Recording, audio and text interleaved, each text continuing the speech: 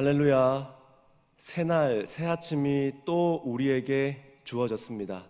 우리 하나님께 감사와 영광을 돌리는 오늘 이 아침 또는 이 하루가 되시기를 바랍니다. 우리 찬양으로 함께 영광 돌리겠습니다.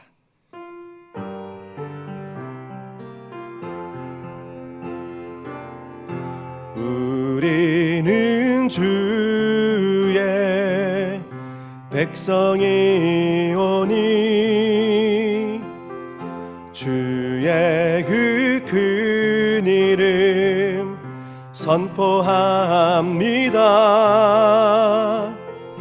이곳 어두운 세상에 빛으로 부르셨네.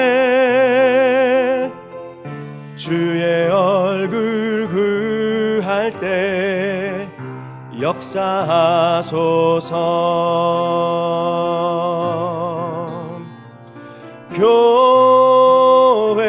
교회를 세우시고 이 땅 고쳐주소서.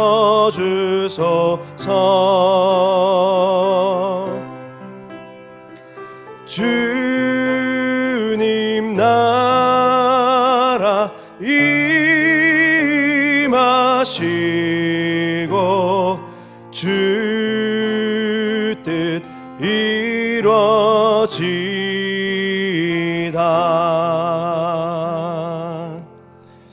아멘.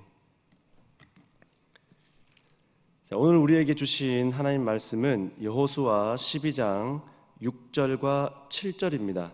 자, 12장을 너무 많이 했는데 오늘 요것으로 마무리하도록 하겠습니다. 12장 6절과 7절 두 절 함께 합독하도록 하겠습니다. 시작.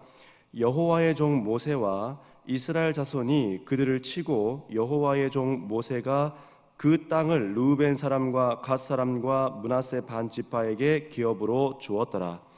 여호수아와 이스라엘 자손이 요단 이편 곧 서쪽 레바논 골짜기에 바알갓에서부터 세일로 올라가는 곳 할락산까지 쳐서 멸한 그 땅의 왕들은 이러하니라.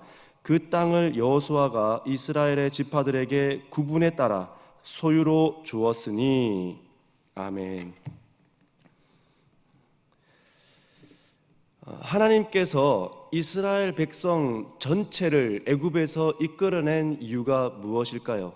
하나님은 이스라엘 백성 전체를 애굽 땅에서 동시에 다 이끌어낸 이유는 어떤 것일까요? 아무리 위대하다 하더라도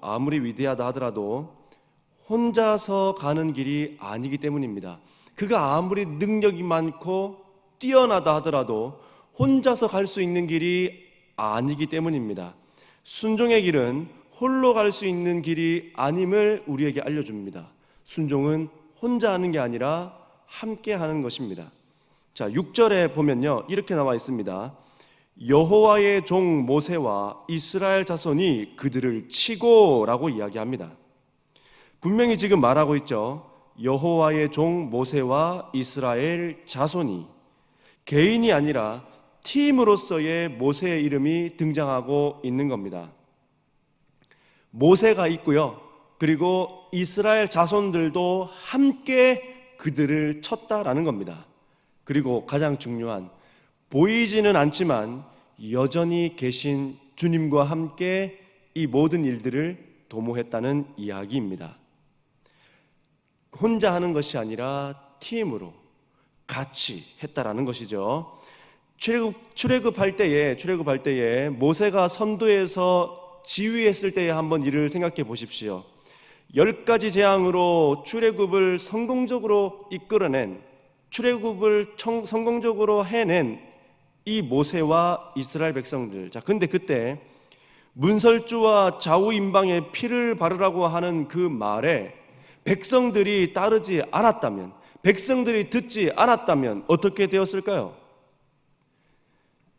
애굽도 죽고 이스라엘도 다 죽는 해프닝으로 끝났느니라 라고 이렇게 되지 않았을까요? 자, 그리고 또 어떤 일이 있었습니까? 홍해 앞에 섰을 때에도 만약에 백성들이 아무도 없었다면, 백성들 아무도 없이 모세 혼자 그 홍해 앞에 서 있었다고 한다면 기도했을까요? 어디 숨을 곳을 찾았을 것입니다. 뒤에서 애굽의 군대가 오고 앞에 홍해가 있을 때에 숨을 곳을 찾아 이리저리 기웃기웃 거렸을 수도 있습니다. 자, 그러나 모세가 모세될 수 있었던 것은 백성들 때문에, 백성들을 살리고자 기도의 자리에 나왔고, 그 기도의 자리에 나온 것 때문에 홍해가 갈라지는 일들을 경험했다라는 겁니다. 자, 그리고 또 어떤 일들이 있었습니까? 아말렉이 후미를 쳤을 때에 모세가 산에 올라가 기도를 했습니다. 그런데 모세 혼자 기도할 수 있었습니까? 팔에 힘이 떨어지는데요. 그래서 누가 받쳤습니까? 아론과 훌이 그 팔을 받쳐 들어 올렸습니다. 자, 그런데 여기서 더 중요한 게 또 나오죠. 기도하는 지도자를 믿고 전술도 없고 전쟁도 모르지만 싸웠던 여호수아와 백성들이 거기에 있었기 때문에 승리할 수 있었던 겁니다. 자, 또 있죠. 요단강을 건너기 전에 하나님께서 그 땅을, 가나안 땅을 이스라엘 백성에게 주신 뒤에 르우벤과 갓과 므낫세 반 지파에게 요단강 건너기 전에 그 땅을 다 나누어 주었죠. 자, 그런데 이들은 이미 땅을 다 받았기 때문에 더 이상 싸울 이유가 명분이 없었습니다. 자, 그럼에도 불구하고 르우벤과 갓과 므낫세 반 지파가 전쟁의 주축이라고 할 수 있는데, 이 사람들이 빠지면 전쟁이 안 되잖아요. 이미 그들은 땅을 받았지만 그럼에도 불구하고 그들은 전쟁에 가담했습니다. 그래서 이 전쟁을 승리로 이끌어낼 수 있었던 것이죠. 개인이 아니라 모세를 통한 팀으로서의 모두가 일궈낸 순종의 결과가 동쪽 땅을 우선적으로 차지하는 거였습니다. 이의 순종의 결과입니다. 자, 그리고 7절에 여호수아와 이스라엘 자손이, 여호수아와 이스라엘 자손이라고 분명하게 우리에게 또 얘기하죠. 6절과 똑같은 패턴이 우리에게 의미하는 것은 무엇일까요? 팀으로서의 하나가 일구어낸 결과임을 우리에게 먼저 알려주고 시작하고 있는 겁니다. 여호수아와 이스라엘 자손이 팀으로서, 혼자가 아니라 같이 이것을 이루어냈다는 이야기를 하고 있는 겁니다. 자, 모세가 부름을 받고 여호수아가 선두에서 지휘할 때에 여리고 성을 혼자 정탐하고 돌아올 수 있었을까요? 뿐만 아니라 여리고 성을 여호수아 혼자 돌 수 있었겠습니까? 만약에 혼자 돌았다고 한번 생각해 보십시다. 만약에 혼자 여호수아가 돌았다고 한다면 성문을 열고 센 사람 몇 사람, 한 대여섯 사람 나와가지고 여호수아 끌고 가면 그뿐 아닙니까? 오합지졸이라도 불필요해 보이는 사람이라 하더라도 사람의 눈인 우리의 눈에나 그런 것이지, 하나님의 눈에는, 하나님의 마음에는 불필요하거나 쓸모없는 사람이 없다라는 것을 기억하시기 바랍니다. 자, 아간을 통해서 이스라엘은 무엇을 배웠습니까? 순종을 배웠습니다. 절대적 순종. 그리고 핏값을 주고 배운 순종이기 때문에 이 핏값을 주고 많은 백성들이 죽었잖아요. 핏값을 주고 배운 이 순종이 가나안 점령이라고 하는 약속을 성취해낸 것이다라는 겁니다. 위기를 만나지만 위기를 통해 배워야 됩니다. 피할 길이 아니라 배우기를 원합니다. 피할 길을 만나게 해달라고 기도하는 것이 아니라 배우기를 원한다고 기도하셔야 된다는 겁니다. 사랑하는 우리 성도님들, 어렵지만 벽에 부딪히면 그 벽을 넘을 수 있는 찬스인 것을 잊지 마십시오. 우리가 벽을 만났잖아요. 벽을 만나면 그 벽을 넘을 수 있는 찬스입니다. 자, 왜냐하면 벽은 자주 오는 것이 아니에요. 최선을 다한 결과가 바로 벽입니다. 벽은 우리를 성장시킵니다. 그래서 벽을 만났다 하면 아직 우리가 성장의 때에 있음을 우리는 기억해야 됩니다. 자, 그래서 안전지대를 찾는 것이 아니라 내가 있어야 할 자리를 찾아야 할 때가 바로 벽을 만난 때이고, 어려움과 위기 앞에 있는 때다라는 것을 잊지 마시기 바랍니다. 혹시 벽 앞에 서 계십니까? 어려움과 위기 앞에 서 계십니까? 우리가 이때 해야 되는 것은 안전지대를 구하는 것이 아니라 하나님, 내가 있어야 될 자리가 어디입니까? 라고 묻고 그 자리를 찾아가야 된다는 겁니다. 모세와 여호수아가 하나님으로부터 동일하게 부여받은 사명이 있습니다. 이 두 사람이 동일하게 부여받은 사명은 무엇입니까? 하나님의 약속이 성취될 때까지 이스라엘 백성들을 이끌고 이스라엘 백성들과 함께 거룩한 전쟁을 수행했다는 겁니다. 모세는 요단강을 건너기 전까지 그렇게 했고요, 여호수아는 요단강을 건넌 후부터 그렇게 했습니다. 자, 비록 모세는 가나안 땅을 밟아보지 못하고 죽었고 여호수아는 가나안 땅을 모두 점령하지 못하고 죽었습니다. 자, 그렇지만 그들은 그들에게 맡겨진 사명을 온전히 감당했다라는 겁니다. 그들이 있어야 될 자리, 그들이 가야 될 자리에 끝까지 감당했다라는 겁니다. 누구와 함께? 백성들과 함께, 그리고 주님과 함께 그 길을 갔다라는 것이고 그 자리에 있었다라는 겁니다. 혼자 다 한 것이 아닙니다. 모세가 기도할 때에 전쟁터에서 여호수아와 함께 싸운 누가 있었습니까? 병사 1이 있었고 병사 2가 있었습니다. 그리고 또 누가 있었습니까? 요단강에서 궤를 메고 제일 먼저 들어간 제사장 1이 있었고 같이 들어간 제사장 2가 있었고 따라 들어간 제사장 3이 있었고 또 누가 있었습니까? 여리고를 정탐할 때에 정탐꾼 1이 있었고 정탐꾼 2가 있었기 때문에 이 모든 전쟁이 가능했음을 우리는 알아야 됩니다. 하나님은 우리를 하나님의 팀으로 부르셨습니다. 비록 우리의 자리가 병사 1이어도 제사장 1이어도 정탐꾼 1이어도 그것은 소중한 소명이요 사명임을 잊지 마시기 바랍니다. 자, 소명은 하나님의 자녀로서의 일을 하도록 하나님의 부르심을 받는 게 바로 소명입니다. 소명, 부르심을 받는 일. 하나님의 자녀로서 존재인 나를 발견하고 그리고 하나님의 자녀로서 세상을 살아가는 것이 소명입니다. 소명. 자, 그럼 사명은 무엇일까요? 사명은 주어진 임무, 받은 명령, 하나님께서 특별히 맡기신 거룩한 책무, 이게 바로 사명인 겁니다. 소명은 부름을 받는 것이고 사명은 부름받은 자가 하는 일이라는 것이죠. 사도 바울은 하나님의 은혜의 복음을 전하는 일이 주님께 받은 자신의 사명이다라고 사도행전 20장 24절과 고린도전서 9장 17절에 소개하고 있습니다. 그래서 소명이 있고 사명이 있는 것입니다. 소명의 자리가 있고 사명의 자리가 있는 것입니다. 소명은 부름이고 사명은 부름받은 자가 감당해야 될 역할인 것입니다. 우리가 이 땅에 하나님의 자녀로서 존재하는 그것이 소명, 즉 부름입니다. 이 땅에서 우리가 해야 할 일을 찾아 감당하는 것이 사명이지요. 소명으로 우리의 삶이 끝나지 않길 바랍니다. 하나님의 자녀로 부름받은 그것으로 우리의 삶이 끝나지 않길 바라요. 소명으로 부름받은 그것으로 믿음만 지키다가 믿음만 위하다가 그러다가 우리의 삶이 끝나지 않기를 바랍니다. 하나님의 자녀로서만 삶의 자리에 머무는 것이 아니라 그 자리를 넘어 소명의 자리를 넘어 사명의 자리에까지 갈 수 있는 우리 성도님들 다 되시기를 바랍니다. 우리는 소명으로 끝나는 존재가 아니라 사명으로까지 이어져야 되는 존재인 것을 잊지 마시기 바랍니다.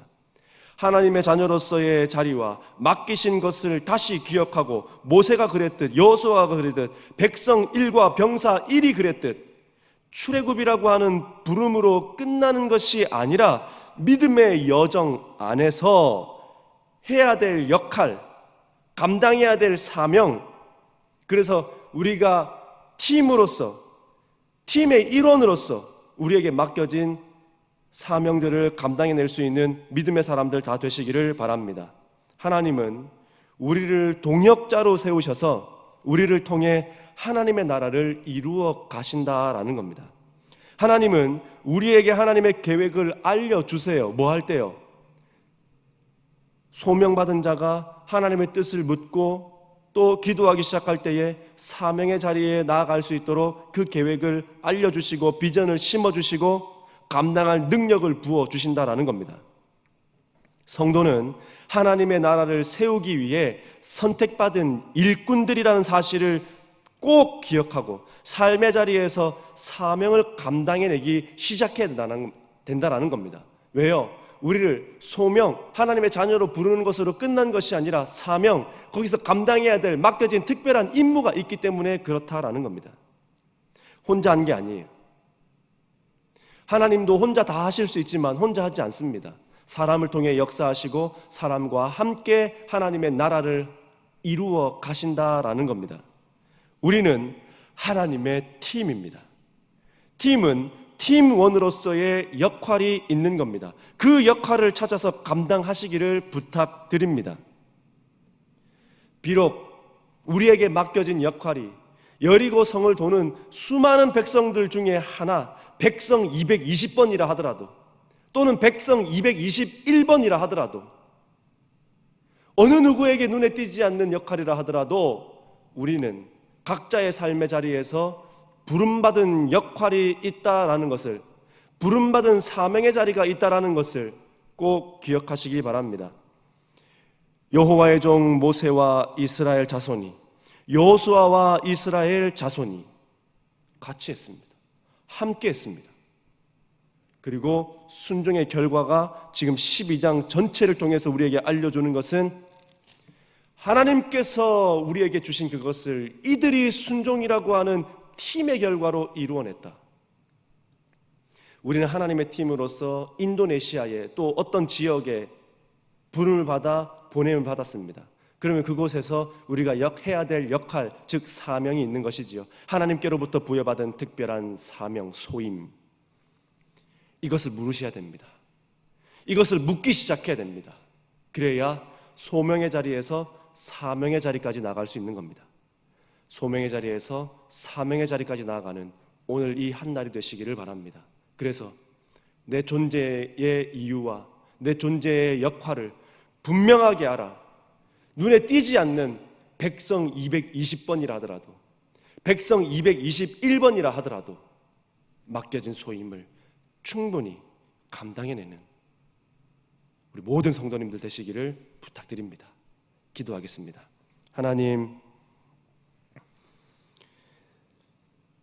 모세 혼자 한 것이 아니고 여호수아 혼자 한 것이 아니라 물론 우리 하나님이 반드시 동행해 주셨지만 백성들과 함께 이 일을 했다라는 것을 오늘 이 본문을 통해서 우리에게 보여주심은 하나님은 우리를 팀으로 부르셨고 팀은 팀원으로서의 역할이 있음을 우리에게 알려주는 것임을 우리가 보았습니다. 우리가 부름받은 이 인도네시아에 우리가 감당해야 될 사명이 무엇인지 알게 하시고 오늘 이 하루를 살아낼 때에 소명의 자리에서 사명의 자리까지 나아가는 믿음의 성도들 다 될 수 있도록 인도하셔서 사명까지 이루어 드리는 우리 모든 하나님의 사람들 다 되게 하여 주옵소서. 감사함을 드리며 살아계신 예수님의 이름으로 기도드립니다. 아멘. 사명을 잃지 않으시기 바랍니다. 소명, 하나님의 자녀로서 살다 끝나는 것이 아니라 소명을 넘어서 사명의 자리까지. 그래서 오늘 이 새벽에 우리 주님 앞에 물으십시오. 하나님, 내가 나아가야 할, 내가 있어야 할 그 사명의 자리가 어디인지, 그리고 오늘 작지만 그 일들을 우리 하나님 앞에 이루어 드리는 그런 복된 날이 되시기를 부탁을 드립니다. 기도하시면서 더 깊은 하나님과의 교제의 시간을 갖도록 하겠습니다.